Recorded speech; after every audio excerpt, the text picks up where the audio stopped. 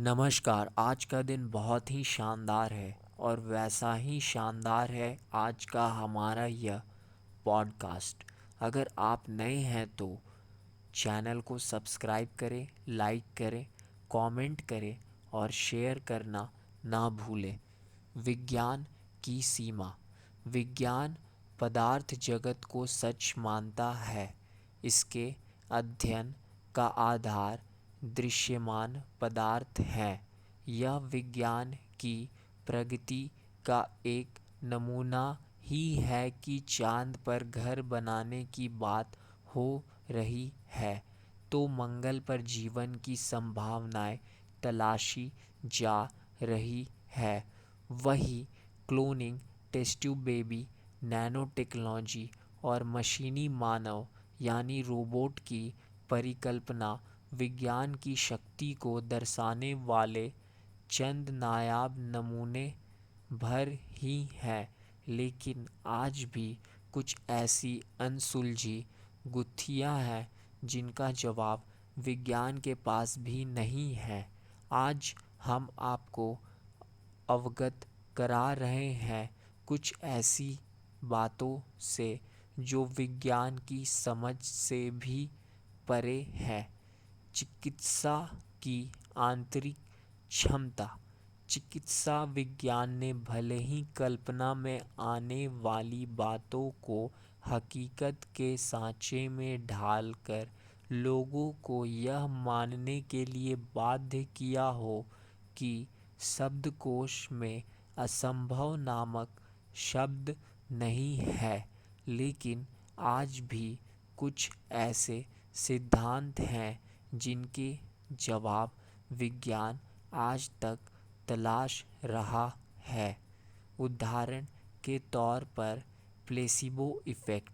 इसके तहत किसी व्यक्ति को तमाम तरह की दवाई दी गई पर साथ ही उसकी आंतरिक क्षमताओं के आधार पर इलाज करने पर पाया गया कि शरीर को स्वयं को स्वस्थ करने की उसकी क्षमता आधुनिक चिकित्सा के मुकाबले लाख गुना बेहतर थी।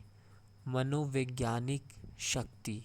मनोवैज्ञानिक शक्ति और छठी ज्ञानेंद्रिया की परिकल्पना विज्ञान आज तक सुलझा नहीं पाया है।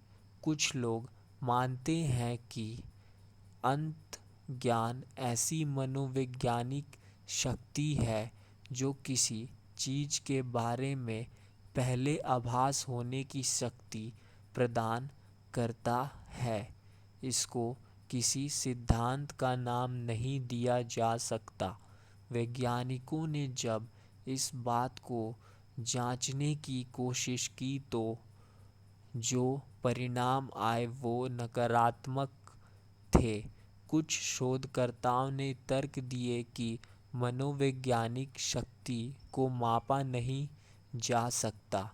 विज्ञान ने इसे टेलीपैथी नाम दिया, लेकिन इसके बारे में कोई वैज्ञानिक सिद्धांत या परिकल्पना आज तक नहीं दे सका। मृत्यु, अनुभव और उसके बाद की जिंदगी। जिंदगी का शाश्वत सत्य है मृत्यु। इस संसार में जन्म लिया है जो मृत्यु तो होगी ही। शायद यह एक ऐसी बात है जहां आकर विज्ञान पूरी तरह से असफल हो जाता है।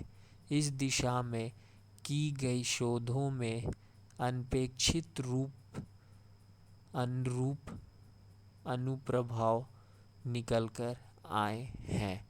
मृत्यु के बाद पूर्ण जीवित हो उठने वालों में से कुछ को मृत्यु के बाद ऐसा लगा कि जैसे वे किसी गुफा में चले जा रहे हो, उसमें प्रकाश सा आ रहा हो। एक तरह की शांति का एहसास उन्हें हुआ, पर इसका कोई वैज्ञानिक आधार नहीं बताया जा सका। अनभिज्ञात आकाशीय पिंड। इस बात में कोई संदेह नहीं कि ऐसे आकाशीय पदार्थ होते हैं जिन्हें पहचाना नहीं जा सकता। लोग इन्हें आकाश में देख तो सकते हैं, लेकिन इनकी पहचान आज तक संभव नहीं हो पाई है। इसको लेकर कई परिकल्पनाएं दी गई और तर्क प्रस्तुत किए गए। किसी ने इसे दूसरे ग्रह का स्पेसक्राफ्ट कहा तो किसी ने इसे उड़न तस्तरी या हवाई एयरक्राफ्ट कहा, तो कुछ ने आकाशीय छल कहा। वैज्ञानिकों ने शोध के द्वारा कुछ यूएफओ अनआइडेंटिफाइड फ्लाइंग ऑब्जेक्ट को पहचानने की कोशिश की, पर कुछ आज भी वैज्ञानिकों के लिए रहस्य बने हुए हैं। वही आकाशीय पिंडों से जुड़ी कुछ घटनाओं की गुत्थी रहस्य ही बनी हुई है। डेजा वू, पूर्वानुभव। डेजा वू एक फ्रेंच वाक्यांश है जिसका मतलब होता है पहले से देखा हुआ। जिंदगी में कई लोगों के साथ कुछ चीज़ें और जगहों को देखने पर ऐसा लगता है कि जैसे पहले से वे उस जगह को जानते हो, उस जगह से उनका कोई नाता हो। उदाहरण के तौर पर किसी व्यक्ति का किसी नए स्थान पर जाकर ऐसा महसूस करना कि जैसे पहले से ही वह इस स्थान से पूरी तरह परिचित है। अंतर्ज्ञान के ऊपर वैज्ञानिकों द्वारा किए गए कई शोधों में इसमें शोध करने की कोशिश की गई, तो परिणामों में तमाम तरह की भिन्नता और उनके प्राकृतिक होने की बातें सामने आई। पर यह बात भी महज विज्ञान का रहस्य ही बनकर रह गई। भूत, लोग इसे अंधविश्वास का नाम देते हैं तो कई इसे आत्मा का मुक्त ना हो पाना मानते हैं।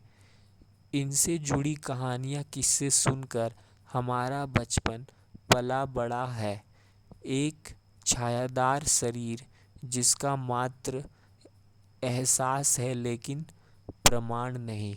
आभास, इसका संबंध छठी ज्ञानेंद्र से है। इस बात पर कई कथानक और फिल्में बनाई जा चुकी हैं। लोग इंद्रिय की इस शक्ति को मानते हैं। वही विज्ञान मनुष्य के पास इस विशेष क्षमता के होने की बात से इनकार भी नहीं करता। विज्ञान कहता है कि कुछ बातों का आभास मनुष्य को पहले हो जाता है, लेकिन शरीर की इस अद्भुत शक्ति के बारे में विज्ञान के पास आज तक कोई सशक्त उत्तर नहीं है। बिग फुट, लंबे बड़े बालों वाली मानव सदृश एक आकृति जिसके बारे में वैज्ञानिकों के बीच आज भी बहस जारी है। कुछ इसकी उपस्थिति को पूरी तरह नकारते हैं तो कुछ इसके होने को स्वीकारते हैं।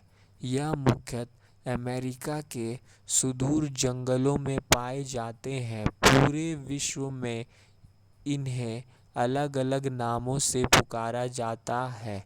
तिब्बत और नेपाल में इन्हें येती के नाम से पुकारते हैं तो ऑस्ट्रेलिया में योवी के नाम से। ऐसा माना जाता है कि हजारों की संख्या में बिगफुट होते हैं, लेकिन आज तक इनके शरीर का अवशेष जंगलों में नहीं मिल सका।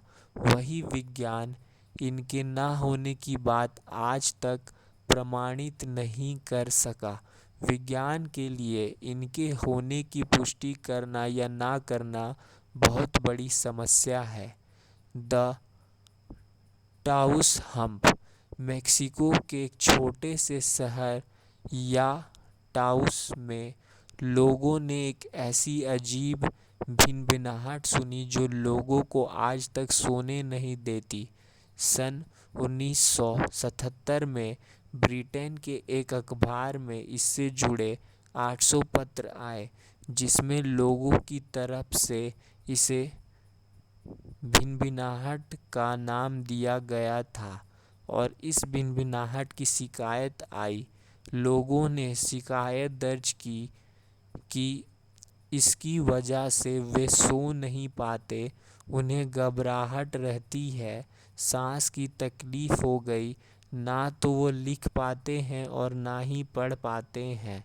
सन 1993 में मेक्सिको के साथ मिलकर उत्तरी अमेरिका ने इस ध्वनि के स्रोत का पता लगाने की शुरुआत की। कुछ वैज्ञानिकों ने तर्क दिया कि वे विद्युत चुंबकीय तरंगें हैं, तो कुछ ने कहा कि यह ध्वनियों का आभास है जो आपस में टकराव के कारण उत्पन्न हो रहा है, लेकिन इसके स्रोत के बारे में आज तक पता नहीं लगाया जा सका है। रहस्यपूर्ण गुमशुदगी। लोगों का अचानक गुम हो जाना आज भी विज्ञान के लिए एक रोचक पहेली है। वे लोग कहाँ चले जाते हैं? अगर किसी दुर्घटना के शिकार हो जाते हैं तो ऐसे में फॉरेंसिक साइंस के लिए यह जान पाना संभव होता है, परंतु फॉरेंसिक साइंस के पास भी लोगों के अदृश्य होने वाली घटनाओं का कोई जवाब नहीं है। उनकी खोज के लिए एकमत वाला कोई सिद्धांत आज तक दिया नहीं जा सका है।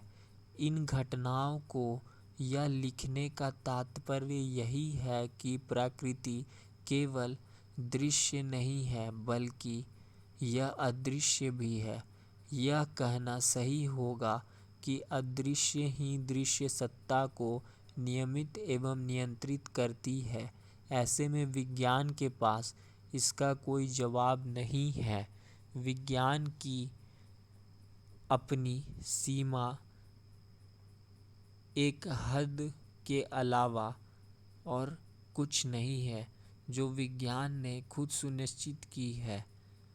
विज्ञान को अपनी सीमा से एक कदम आगे बढ़ना होगा ताकि इन अनुत्तरित प्रश्नों के उत्तर ढूंढे जा सके।